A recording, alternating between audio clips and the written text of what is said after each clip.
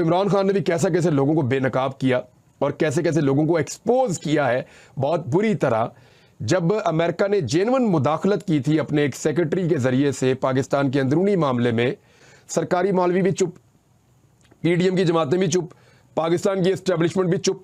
हालांकि जब भी एक इजलास बैठा, कमेटी बैठी कौमी सलामती की, तो उन्होंने कहा जी मुदाखलत है, ब्लेटेंट इंटरफेरेंस है अमेरिका की, लेकिन इसके बावजूद सारे उसको पी गए। अब अमेरिका ने सिर्फ निशानदेही की है, जनाब आप पाकिस्तान में धांधली कर रहे हैं, और पाकिस्तान का बच्चा कह रहा है कि पाकिस्तान में धांधली हुई है।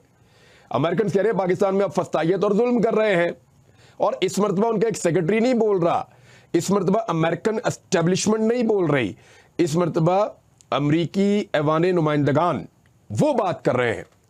तो वहां से जब उन्होंने बात की है, उनकी कांग्रेस ने बात की है, तो उसका वजन कुछ और है। ये कोई अमेरिकन एस्टेब्लिशमेंट की आवाज नहीं है जो बंद कमरों में उन्होंने तय किया कि पाकिस्तान में एक हुकूमत गिरेगी दूसरी बनेगी, ये वो नहीं है।